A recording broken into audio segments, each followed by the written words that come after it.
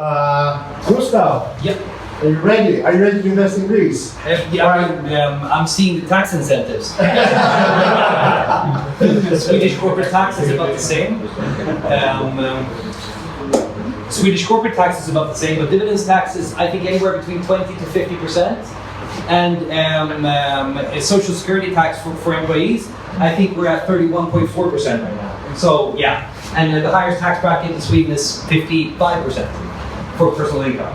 But then again, we get free childcare and free maternity leave or paternity leave for 18 months and stuff like that. So whenever I talk to my Italian friends and I say I kind of skipped out on paternity leave for my daughter when I was only home 7 months, they kind of look at me and think I'm kind of weird. So yeah, that's the way it is. So awesome, it's cool to be here. Hey guys and girls, I mean, it's great to be here and talk to you guys. I was here last year. How many of you were here last year and listened to me then? Okay, so not all of you. Okay, interesting. We try to bring new people over here. Yeah, okay, so we're done with the old. Everybody should have the chance to see your great. The old crew didn't cut it. Let's put it that way. So we'll change audiences for a crew that seems better. That sounds awesome. But then, I think I'm going to start off with a little bit of a recap of what I talked about last year. Because it's interesting being able to talk about stuff and then come back and kind of follow things up. What did I say and was I right or wasn't I right? So we're going to examine that a little bit. But first off, who am I and why should you listen to me? So, my name is Gustav Stenbeck and yeah, I'm Swedish. But I do live in Italy nowadays. So I'm a Swedish, I grew up in the UK, so I'm not even sure how I'm going to kind of comprise that into a single person. But I was born in Sweden and I live in Siena, which is a small town outside of Tuscany, and we're outside of Florence in Italy. So, and I do a couple of things. So first off, I'm running a company called Mestro, which is a SaaS company that we started out of Stockholm in Sweden. I took over the company because I came in after Wildware was founded 5 years ago with a handful of people, and we IPO'd at the mid-December of last year. So it was funny, I was talking to you. It was kind of funny because when I was here last year, I looked at the YouTube video and I said that we're probably going to IPO, but we might make a trade sale. And we were so close to making the actual trade sale, which is kind of a funny story because we got the offer and we wanted to do it. And then we kind of examined the people that were buying us and we decided we don't want to go that way. So we refused the offer. They IPO'd and they just completely fell through the floor a couple of days afterwards. They lost 85% of their value on the stock exchange. So we did exactly the right thing in IPOing ourselves instead. You knew. Yeah. You foresaw it. Oh yeah, of course I did. Yeah, I knew what I was doing. Always. So Mestro, we help property companies become more energy efficient and more sustainable. So that's what we do. Okay, secondly, I invest in companies and I help them grow. So here's a couple of them, and you've probably heard of none of these. You might have heard of Gini because they're available all across Europe. It's a financial services firm helping kids become more financially responsible. So the idea, and I talked to the founder of this company, that's why I invested. I talked to him about 2 years ago, and he told me, so how old are your kids? I've got one daughter, she was 4 at the time, she's 6 now. And then I said, so yeah, she's 4. And he said, did you know, by the age of 4, most kids have made all the fundamental foundations of how they're going to spend their money for the rest of their lives. At 4, you've kind of made the foundations of their financial education. I was scared shitless because obviously I told her nothing about things. I had to invest in this company. Now I use it with my daughter and she gets, allowances and things like that through Gini. But it's a bunch of different companies, but they've got 2 things in common. And those 2 things is that they need to be able to do the 2 things simultaneously. So they, first off, need to be able to make the world a better place. And secondly, they need to grow and become profitable just like any other scale-up. And I mean, I've got the notes on the inside of my arm. Basically, I want it all. I don't want to pick in between companies that can do either just sustainability, because that to me is just philanthropy, or just be profitable entities, because I don't think you're really a sustainable company going forward. So that's it. Okay, and then thirdly, I work as a speaker where I travel across Europe and sometimes the US, not as often as I used to, and I talk about, well, the things I'm going to talk about with you guys today. So how do we build companies that can disrupt the world and make the world more sustainable? So a couple of things that's good to know about me as well is that I haven't always worked with this. I used to be the sustainability director for one of Scandinavia's largest hotel chains. Before that, I was in management consulting, only working with sustainability. And before that, I was a Greenpeace activist. So yeah, some people looked up and they just completely changed their mind about me at this point. But anyways, I used to be a Greenpeace activist. For about 2 years, I was going all across the Nordics doing all the weird stuff. Usually with computers, because I have a background in computer sciences. So I helped doing a lot of things with Greenpeace ships, vessels. I was the radio operator on a lot of the boats that were out and doing the whaling kind of protesting stuff. So, one thing I asked you last year that I want to come back to this year and see if there's been a change now also when there's some new people in the audience. And I want to start with the point of where I was working as a sustainability director for a Scandinavian hotel chain. And it was funny because the hotel chain was run by an incredibly wealthy Norwegian entrepreneur. And I mean, the guy's crazy as, shithouse rat, but he's a funny guy. And he could stand in front of any audience and he could just fundamentally say, I know what is most important to you when you stay in a hotel. The guy did not become a billionaire out of not knowing his target audience. And it was a really funny thing to see him standing in front of audiences and doing this very thing, always being able to pinpoint what they thought was most important when they stayed in a hotel. So, I'm going to do that with you here today. And you're only going to have 2 rules to abide by. So there's going to be 2 rules that you're going to have to follow. The first rule is that you're going to have to find a bot. So you need to be 2 people doing this. So in 2 and 2, you're going to have this discussion. And what usually happens at this point is that people start looking around. Am I the one that's going to be left out? The weird third party, we're all back in kindergarten, I'm not going to be the one that gets picked. Not a problem, 3 and 3 is fine also. So you can become 3 and 3. You're Swedish, everybody's included in this point. 4 and 4 is cheating though. Okay, so 2 and 2, we're 3 and 3. I want you to come up with, that was the first rule. The second rule, I want you to come up with a top 3 list of what you think is most important when you stay in a hotel, okay? So, you're going to get 90 seconds to do this. So, 2 and 2 or 3 and 3. In groups, decide what's most important for you when you stay in a hotel in 90 seconds. And I'm going to leave you a little bit of a challenge. I want you to be 100% in agreement. We're talking North Korean levels of unity here, okay? I don't want to have any sort of what I thought, he thought, she thought. No. So in 90 seconds, 100% unison in your response. The top 3, what's most important when you stay in a hotel. Do we understand the rules? Yes. Yeah. Awesome. So 90 seconds starts now.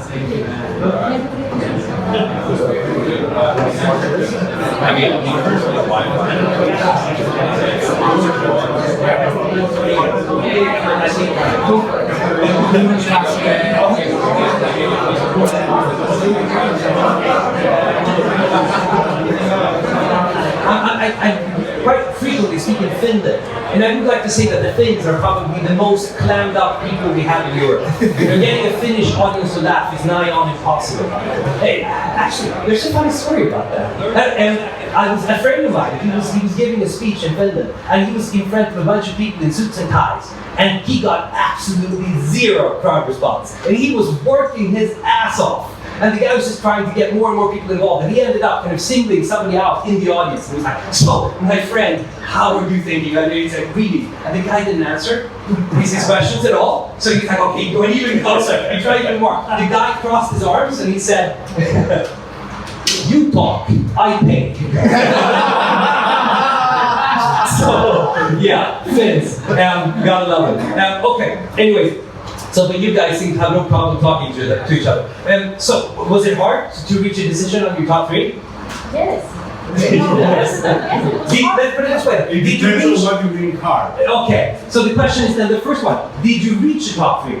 Yes. Okay, you all did. Okay. And then was it easy? And this is funny. When I ask the question, was it easy? There's usually 2 kinds of people. The ones that either say silent or the ones that say yes. And I've kind of realized that the ones that say yes with the most assertiveness, they are the ones that manage to get their will through when they have a discussion. They are the top 3. Okay, so let's put it this way. I'm supposed to write on the wall here. I can't actually write on this wall. So let's do this. I think And actually, I've written in Swedish. Top 3 should be like this. So, top 3 should be something like this. Usually, I'm just going to write things down. So then you can come up and inspect that I'm not full of shit when I'm talking about this. So, usually, the top 3 is number 1 is usually the bed, number 2 is usually the breakfast, and number 3 is usually the location. How did I do? 2 out of 3. 1 out of 3. Okay, and then if I add a couple more, usually what then comes in is something like price, usually comes in. Then service is usually something in there as well. And one thing that's really trending since lately is clean. I have no idea why. That's number 1.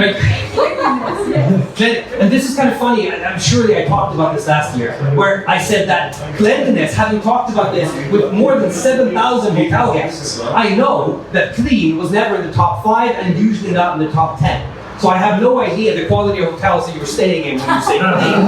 But clean is in there, obviously. So bed, clean, usually mini bar comes up at some point or another. Bathtub usually is in there. Gym is becoming more and more common. That was 10 years ago. Come again? That was 10 years ago, mini bar and bathtub. No. Seriously, it's coming more and more. Yeah. The parking spaces. What did you have? What's your top 3? Clean, bed, and location. Oh, so they're in there. Okay. Yeah, they're in there. Clean, bed, location. Mini bar. But usually, when you talk to a lot of people, you get to the mini bar eventually. Why is a mini bar in the same sentence? Well, I mean, yeah. But anyway, so I think at this point, I mean, I could go on. There's going to be more and more stuff that comes up. But usually, bed, money, mini bar, clean, bathtub, breakfast, service, location, gym. Usually, you're there somewhere. So the reason why I ask you this question is partially I'm going to come back to it a little bit later. But secondly, I'm here to talk about sustainability, right? And disruption. So the general idea is that if I were to ask each and every one of you whether you think sustainability is important, I'm pretty sure everybody in here would say yes. Because it doesn't cost you anything to say that you think sustainability is important. But then, something happens when we start introducing shocks into this system. So when I say, okay, if you think sustainability is important, perfect, pay me for it. Pay me extra for sustainability. That's just not going to happen. Usually, that's not going to happen. And what I'm trying to do when I ask you this question, what's most important when you stay in a hotel, is kind of to force your hand into picking what you actually think is most important. And sustainability usually doesn't make the list. I'm not sure if anybody had sustainability on their list right here and right now. Oh, you did? Put it in, yeah. Oh, awesome. You guys are my favorite crowd. But then we had to put it out of the company. Okay, so you had it in the discussions, but it didn't make. Okay, got you. But at least that's better than everybody else. So I mean, at least that's a star kind of in the margin. But and this is a funny thing because whenever you're building startups or companies within the sustainability space, you run into this problem because we, as startuppers, love to talk to our customers and consumers and possible consumers and ask them, okay, what do you think is important? We take notes and we make sure that we know our target audience. So we ask them, do you think sustainability is important? People say yes. And then you say, oh, awesome, would you pay extra? Oh, yeah, I'll pay extra. And then you say, awesome. You build a company, nobody pays extra. And it's because of something called the intention-action gap. This is a well kind of established psychological term that defines the difference between what we intend to do and what we actually do when we move from inside our heads into traction on the actual road. And there is no other space in the world where the gap between intention and action is bigger than it is with sustainability. So if there's one thing that you take with you from my talk here today when it comes to disruption and sustainability, do not overvalue the opinions of your potential customers before they actually have money in their hands. Because they're going to say that they're awesome people. They want to change the world to the better. But then when financials come into the picture, usually they can't change their mind. Okay, so the three past years have taught us. It was an interesting slide that Daniel showed, and that was the whole idea. Okay, last year we did this. Last year, I had the two past years have taught us. And it's going to be interesting to add another year to that lineup. But we're going to start by 2019 and this guy. You know, everybody loves Donald Trump, right? And I'm not even sure where They I don't know continue. that you're joking. No, that's sure. Let's just say that I love this picture of Donald Trump, and then I'm not going to go further into politics here. But the thing is, this is a picture taken of Donald Trump from the campaign trail back in 2019. It's in the middle of the Appalachians in Mount Carmel, Pennsylvania. Pennsylvania. So they're saying Trump digs coal, right? You gotta love that thing. And he's talking about how he's going to bring 60,000 coal miners back into work through government subsidies in coal. So that was a general idea. How did it go? How did he deliver on this kind of campaigning promise? And we saw that back in the day. These are the energy-related emissions in the world 2019 compared to 2018. No other country in the world reduced emissions by more than the US under Donald Trump's presidency. Awesome. The guy said, I'm going to do this. He managed to do the exact opposite. And when we're talking about emissions, have a look at this. This is a graph of the carbon emissions in the world from 1995 up until 2021. And let's just superimpose another thing on top of this graph. And those are the climate conferences that we've had back since 1995. You've heard of this, right? The COPs, Conference of the Parties. We've had 26 since 1995. These are all of them. So how does it look? How are the politicians doing when they're saying each and every time for the past 26 conferences that they want to reduce emissions? They haven't really done a good job, have they? Emissions are kind of going up. We only have two, kind of things when they've gone down. Here in 2008 and here in 2020. And in 2020, they didn't even have a damn conference. So they managed to go down without having the conference. So when you look at 2019, 2020, and 29, you kind of see that there are other things that generally push emissions down. So this guy, he's saying emissions need to go up. And these guys and girls are saying emissions need to go down, and they both managed to fail at the same time with the same promise. So generally what I'm saying is that politicians and politics are not going to be the end-all, die-all solution to our problems. They're not the silver bullet that a lot of sustainability professionals make them out to be.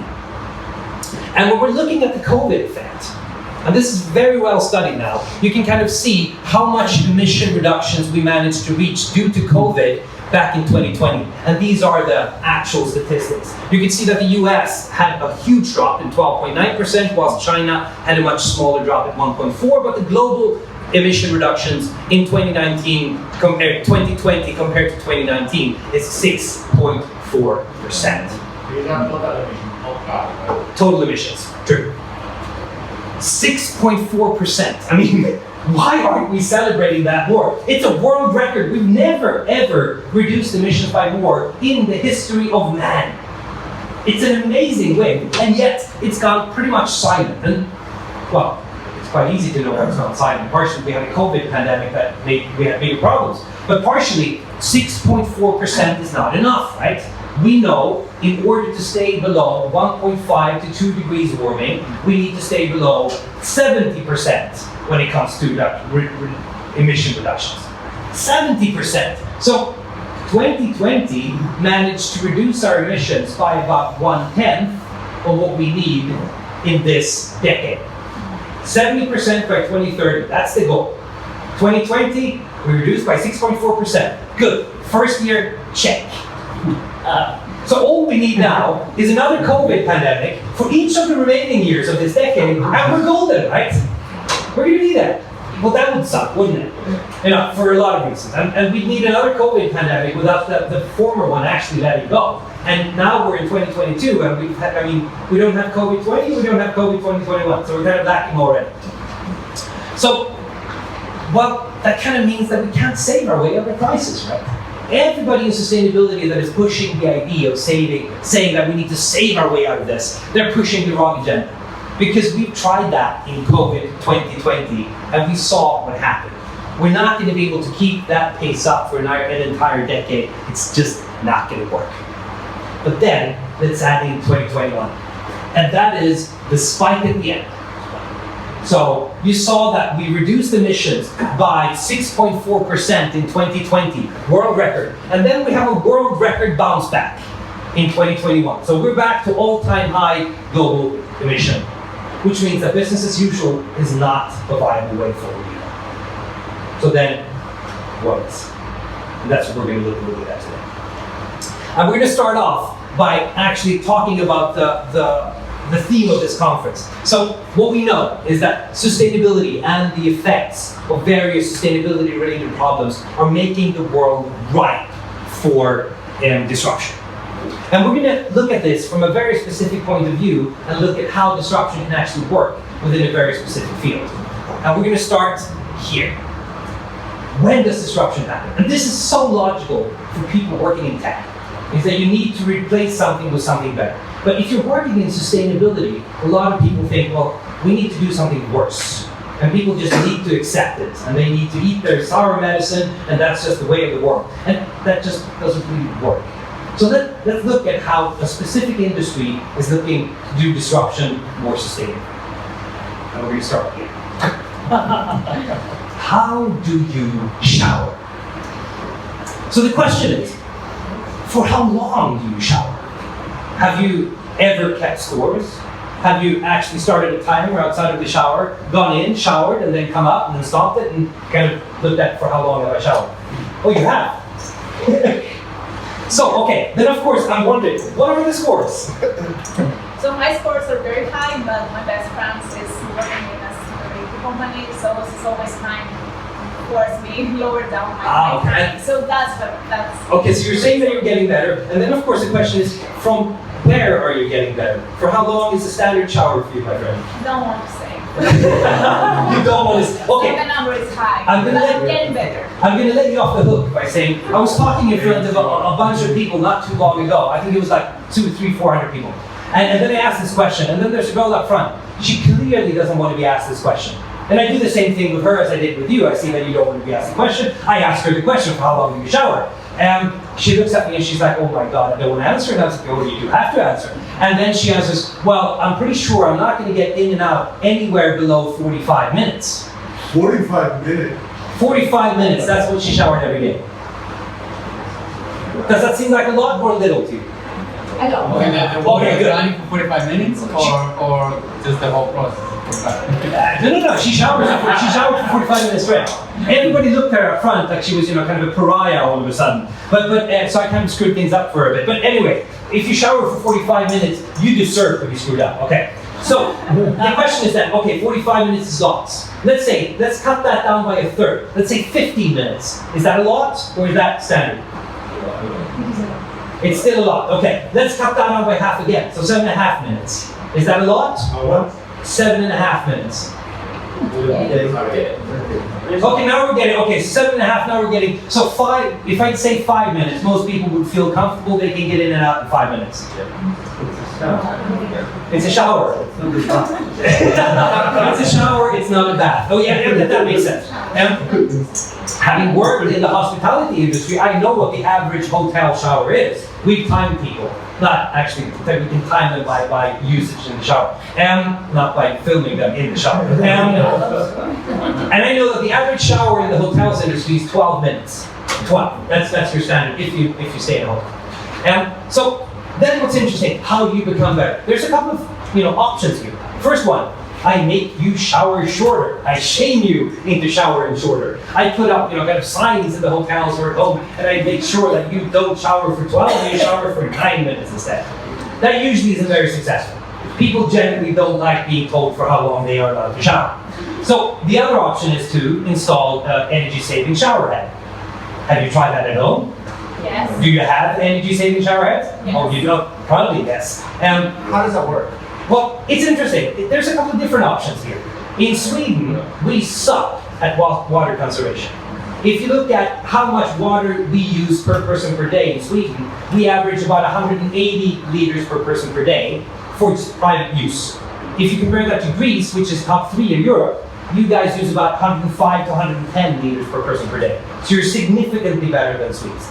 So what we do in Sweden is that we don't have water stress at all. So we've never seen water as a scarce kind of resource. Whilst in countries that have scarcity of water, look at it differently. So what you do, you install the energy-saving shower head, which doesn't only send water out, it also sends air out. which means that it mixes water with air to make sure that you have a somewhat similar experience in the shower, but with significantly less water. So let's have a look at that could work, because I love that concept. So for Nordic Choice Hotels, the hotel chain that I work for, I changed 5,000 shower heads in one go. 5,000 immediately. I found the perfect shower head. The optimal shower head. The shower head to end all other shower heads. I installed 5,000 of those, boom, in one go. And before I tell you the end of the story, there's something you need to know about the average hotel guest. And that is that the average hotel guest is a thief. I'm sure you realize that you sometimes thought when you come into your hotel room, oh, look at that, there's 2 toilet rolls there. I could have used both of them, but now I only use half of one of them, which means that I should be entitled to take the other 2 with me when I leave. You've all done this. Build the toilet.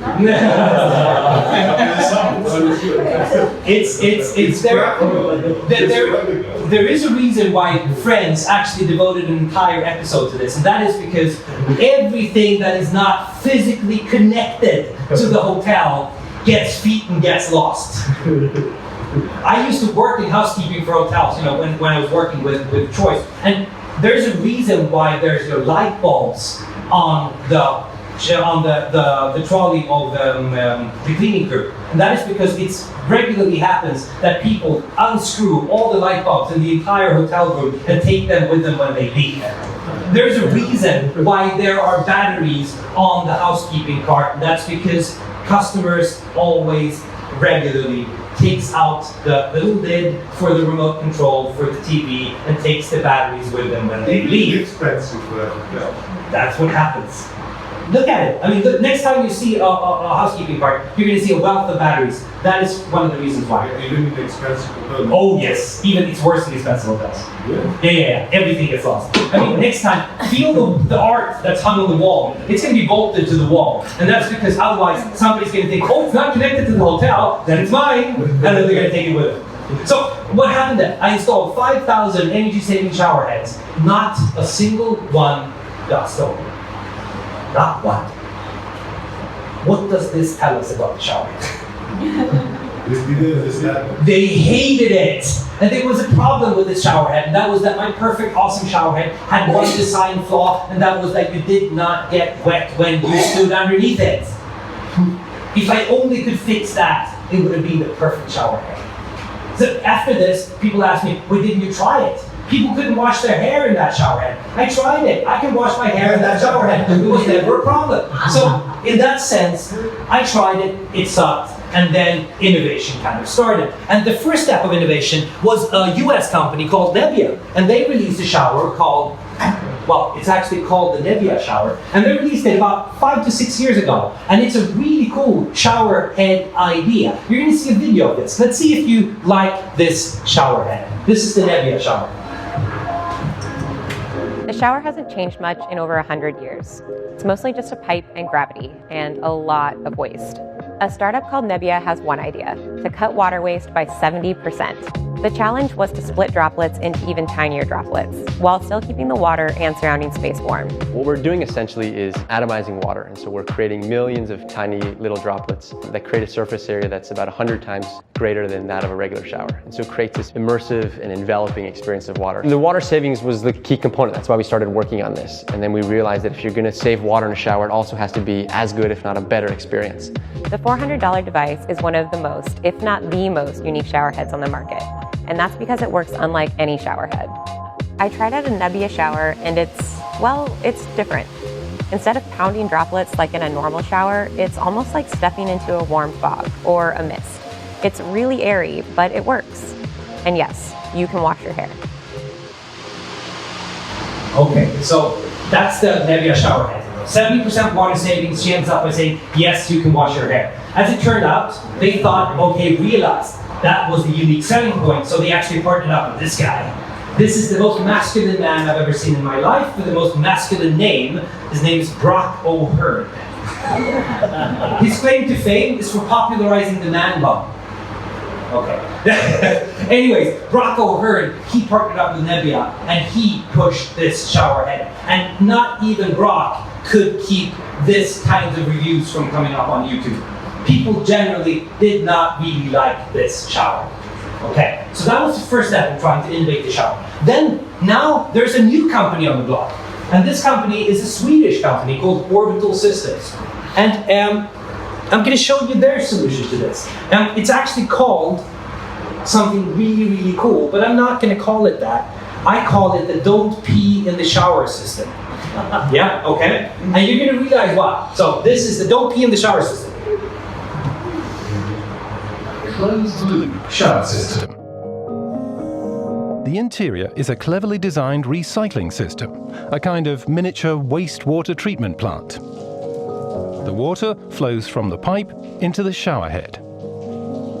At the drain, a sensor checks 20 times every second to see if the quality of the water is sufficient for cleaning. If so, its recycling journey begins. A microfilter strains out larger particles, such as skin or hair. Another filter removes impurities in the nano range. Ultraviolet light kills harmful germs. Then the water, only a few degrees cooler at this point, passes through a heater, which warms up until it reaches a pleasant shower temperature.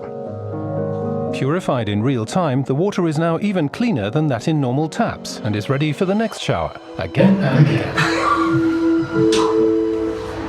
So how would you feel about this? Would you shower in a orbital system? No, you wouldn't. Okay, let me just tell you this. What happens is that when you start showering, the system fills up with 8.5 liters of new water. And when you're done, turn it off, it releases those 8.5 liters of water into the sewers. So you never use somebody else's water, you only use your own. And I've asked the guys, can you pee in the water? You can pee in the water, and it's going to come back out. So then you're going to get 8.6 liters of water, something like that. But it does clean it in real time and makes it cleaner than it was if you got it out of the tap. So they've actually raised money on this. They finished a round of about 20 million euros that was closed only 2 or 3 months ago. And their mission is to bring this system out into the world and into the masses. And the difference here is that you don't get water or energy-saving shower head. I mean, in Nebbia, you can get as little water as maybe 2 or 3 liters per minute. With this sucker, you get 22 to 25 liters per minute. That is a far higher throughput than you've had in any other shower in your life. So the showering experience in this is going to be awesome. So that's a really cool way of trying to do, well, something better of an existing thing. So nothing is truly sustainable without adoption. I think that's the takeaway from this.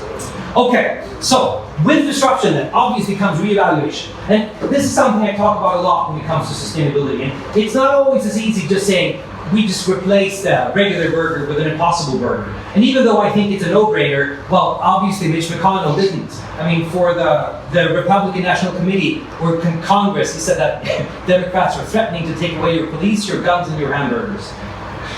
God.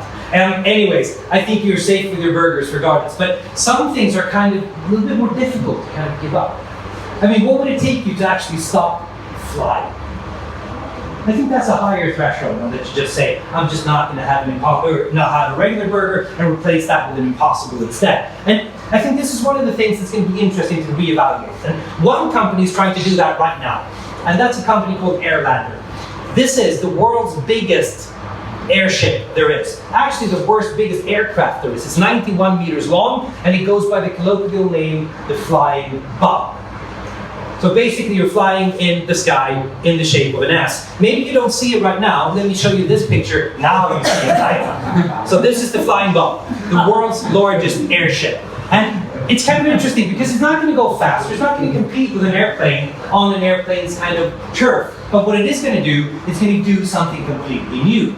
So what you're seeing here are design ideas for what the Airlander is going to work like when it's fully spec'd out. So since you're not flying high, you're only flying at a couple of thousand feet, means that you don't have to have a pressurized cabin. There's virtually no air turbulence, which means that you're going to have a smooth flight. You're going to travel approximately at a pace of 150 kilometers per hour. And obviously, with a cabin of about 100 people, you can make this incredibly luxurious, which means that you can actually travel completely differently than what you would do normally. You can stay in the air for 5 days on this sucker. So what they're actually planning to do with it right now is that they're looking to staff tours to the North Pole, which means that you can land anywhere on the North Pole with this aircraft, and it would take off somewhere from the pole circle, and it would take you about 2 days to get there, about 2 days to get back, and you'd be staying in style, you'd be eating in style, and you'd land on the North Pole quietly, and you'd be able to take a glass of champagne. And since it's all electric, it means that you would have no emissions when you're doing it, and you wouldn't disturb any of the wildlife who's flying over when you're doing it. So all of a sudden, when it comes to reevaluation, yeah, sure, we're going to need to rethink a few things. And sometimes it doesn't mean that necessarily we're going to do the things we're doing today just better. Sometimes it means we're going to do things differently. And some things get pushed onto us. I mean, if I were to ask you a year ago, what is a kilowatt hour worth to you? You'd probably either responded, what is a kilowatt hour? Or you'd say, not that much. In Sweden, they're really cheap. 1 kilowatt hour is about 10 cents, euro cents. And now it's gone about twice that. And in Sweden, it's a public outroar. In fact, we're on the verge of revolution for high energy prices. I live in Italy, obviously, where you pay approximately 40 euro cents per kilowatt hour. What's it like here in Greece? Closer to Britannia for you. Closer to Italy than Sweden. We're close to revolution as well. Oh, you are, okay. Well, I mean, so obviously a kilowatt hour is worth significantly more than it was before the war in the Ukraine, before you even go earlier than that. So kilowatt hours have really gone up in value over the years. And there's a really good way of showing why kilowatt hours are precious, and that is the toaster challenge. You should go online, I don't have the time to show it to you. Go online on YouTube and find the toaster challenge. Kind of a hint what they're doing. They're actually putting a cyclist and they're connecting it to a toaster, and then they're seeing, is it possible for a human being to run the toaster in a way where you actually get color on the toast you put in. Hint, there was only one man capable of getting any sort of coloration on a piece of toast. It's this guy. This is Robert Försteman. He's an Olympic track cyclist from Germany, and he's equipped like somebody else, you know? That's what it takes to put a man on a cycle to get color on a piece of toast. So all of a sudden we realize that those kilowatt hours are quite precious. And Robert Försteman, he's capable of delivering something in the lines of 180th of the power needed to run a car. So when you put these things into context, sometimes thinking differently is an interesting opinion. So, since we're a little bit late, I'm going to speed things up a little bit so we actually get to where we need to be in time. I'm going to not entirely hold my schedule because then I'd be done in 2 minutes. But I'm going to give you 2 quick tips when it comes to the idea of what is truly sustainable and how you should think sustainability within your company. And the first one is to actually put sustainability into the core of your operations. And this guy is the perfect example of that. His name is Oscar. He's a Swedish guy, and he runs the distillery of innovative Swedish Scotch whiskey brand. And the cool thing with him was that the company that he runs contacted me and wanted me to invest. And it was interesting because I don't drink. So I'm kind of a bad investor for a whiskey company. And I think like beer and whiskey tastes like crap. I'm not a big fan. So I was like, why do you want me? And they said, well, you know sustainability. So we don't know anything about sustainability. We know whiskey, we need somebody who knows sustainability. I talked to Oscar, and it turns out that Oscar is the most incredible sustainability guy I've ever met. Because he knows nothing about sustainability, at least that's what he says himself. But when you start lifting the hood of the operations, it turns out that they're distilling whiskey at a vacuum. They've actually distilled, they have a whiskey distillery machinery that distills at a vacuum, which means you get a better tasting whiskey, and you use about 50% of the energy required if you do this without a vacuum. So that's what happens when they start doing whiskey. And he also thought completely differently when it comes to the casks, because if you want to age whiskey, you need to have oak casks. That's what you see on the left. But he wanted to have something that's more fast-growing than oak. So he managed to find chestnut casks. So he's aging whiskey on chestnut. And he gives it a completely different coloration and actually a completely different taste. And this is something that the Scots are incapable of competing with because they have their conservative ways of doing whiskey. You're not allowed to distill under a vacuum, and you're not allowed to age whiskey on anything else but oak casks. Which means that he has a competitive sustainable advantage in sustainability, and he says that he doesn't know anything about it. Bullshit.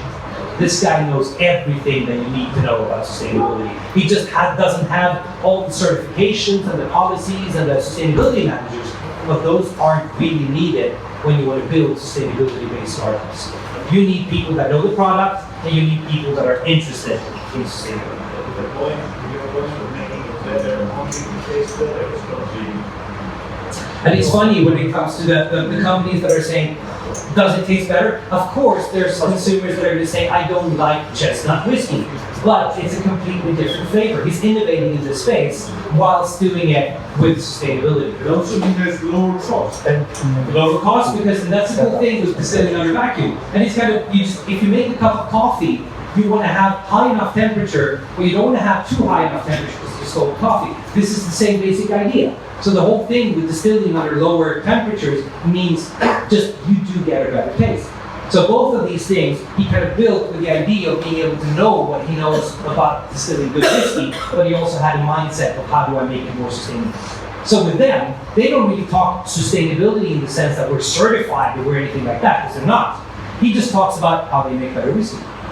And I mean, that's the cool thing. When you have what you do as your sustainability work, it's kind of easy to put what you do into your sustainability message. And this is something where you see innovation today. This is transparent wood. I talked about this last year, and there's been actually innovation since. This is the slab that was done in 2019 of wood that is transparent.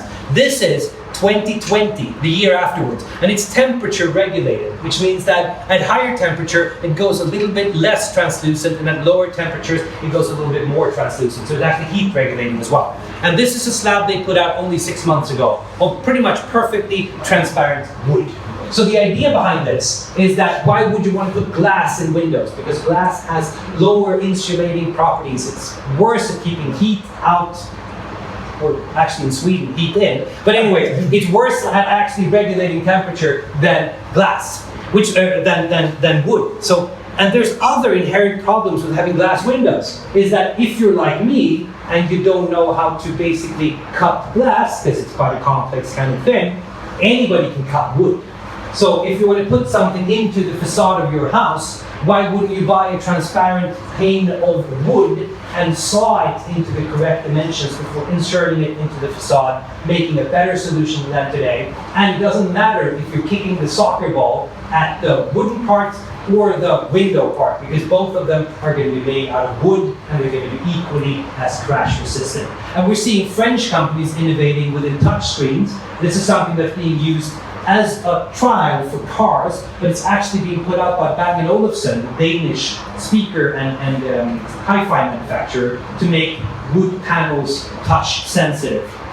And we're seeing it in bottling as well. And this is a cool thing. I showed you this picture last year, and I'm going to come back to what I talked about then, because this is as true today as it was back then. Have a look at these three packaging materials. So you're having the Carlsberg's a Danish beer manufacturer. So you know this. This is a glass bottle. These are aluminum cans, and this is a paper bottle. Which one is the fundamentally most sustainable one?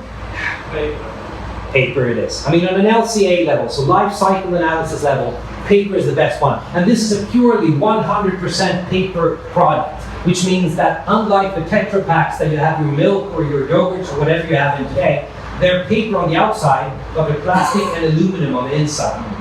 This one, you can throw in nature when you're done with it, and it's going to self-compose. And it's also going to be hydrophobic, keeping the liquids on the inside and the atmosphere on the outside before you're done using it.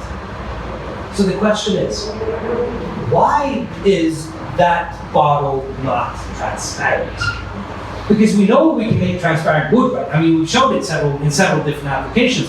Why isn't it transparent? And that's one of the finishing thoughts I'm going to leave you with. And that is, if you want to jump over that intention-action gap, there is a couple of ways to make sure people pay extra for sustainability.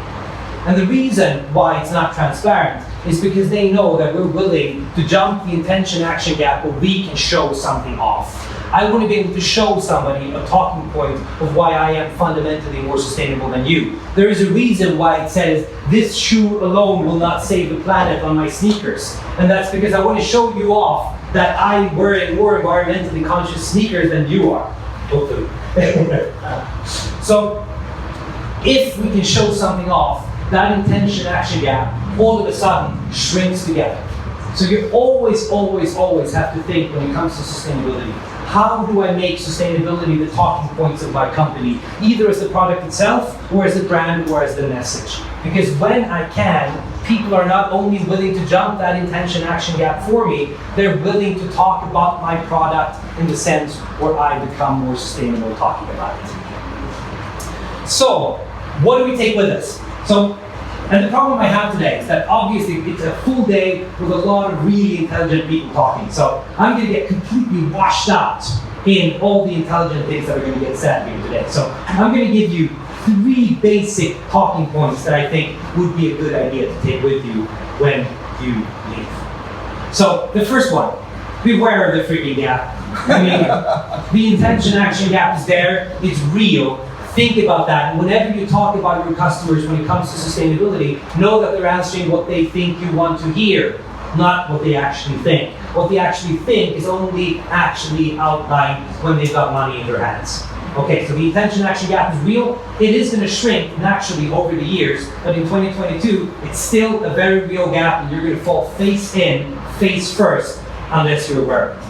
Secondly then, okay, if you make what you do into the sustainability work, it becomes easier to talk about what you do. So if you want to become a good sustainability brand, don't rely on certifications, policies, or anything of the sorts. They are over-thought of as assets in the sustainability world. If you as a company think that you're going to become better at sustainability by employing a sustainability manager, you are not.